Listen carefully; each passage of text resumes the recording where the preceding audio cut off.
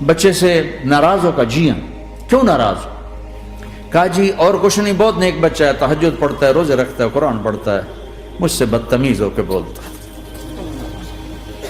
وہ مجھے ابھی راستے میں بتا رہا تھا ایک ساتھی کہ جی یہاں کے جو بچے ہیں وہ ماں باپ کے ساتھ بہت بدتمیز ہو کے بولتے ہیں۔ پہلا قصور ماں باپ کا، انہوں نے کب ٹائم دیا تھا؟ انہوں کو ٹائم دیا تھا بچوں پر محنت کے لیے؟ کہا یا رسول اللہ اور کچھ نہیں ہے، بدتمیز ہو کے بولتا ہے۔ تو آپ نے کہا معاف کر دے۔ کہا میرا دل ٹوٹا ہوا ہے۔ آپ نے کہا اچھا اگر میں اسے آگ لگاؤں پھر سفارش کرو گی، معاف کرو گی؟ کہا پھر تو کروں گی، اتنا تو میں نہیں سہ سکتی۔ کہ اگر تو نے معاف نہ کیا تو سیدھا اللہ کی آگ میں جائے گا۔ ہے کون؟ صحابی۔ آپ نے کہا اچھا یا رسول اللہ میں معاف کرتی ہوں، میں معاف کرتی ہوں۔ تو آپ نے کہا بیٹا کہو لا الہ الا اللہ۔ تو اس کے کہا لا الہ الا اللہ اور جان نکل گئی۔ پھر آپ نے اس کا جنازہ پڑھا اور اس کے دفن میں شریک ہوئے، قبر تک گئے۔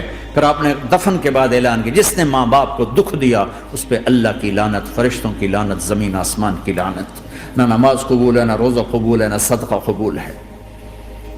کبیرہ شراب سے بچو، نشوں سے بچو، جھوٹ سے بچو، جھوٹ سے بچو، جھوٹ سے بچو، جھوٹ سے بچو۔ میرے نبی نے فرمایا میرا امتی ہر گناہ کر سکتا ہے، ایک جھوٹ نہیں بول سکتا، ایک دھوکہ نہیں دے سکتا۔ دھوکہ نہ دو، خاص طور پر یہاں کے لوگوں کو دھوکہ دینا تو بہت بڑی گراوٹ ہے۔ یہاں کی حکومت نے تمہارے ساتھ کیا کچھ نہیں کیا، تم انہی کو دھوکہ دو۔ ٹیکس بچانے کے لیے جھوٹ بولو، کتنے پیسے بچا لو گے؟ جھوٹ بول کے تم نے سارا ملک بچا لیا تو اللہ کی قسم گھاٹے کا سودا۔ پیسہ نہ بچاؤ، سچ کو بچاؤ۔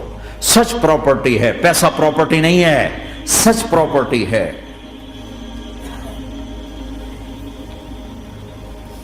ہمارے ملکوں میں تو لوگ ٹیکس نہیں دیتے کہ حکومتیں کچھ لگاتی ہیں کچھ کھا جاتی ہیں، یہاں تو سارا تم پہ لگاتے ہیں۔ کیوں جھوٹ بولتے ہو؟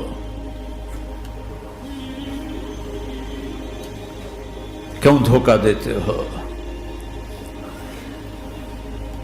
احسان دانش کی کتاب زندگی میں ایک واقعہ میں نے پڑھا کہ جب انگریز کی حکومت تھی ہندوستان پہ تو ایک دلی میں ایک گرو تھا جو جیب کترا تھا، اس کے آگے چیلے تھے جو جیب کاٹ کے کمائی دیتے تھے۔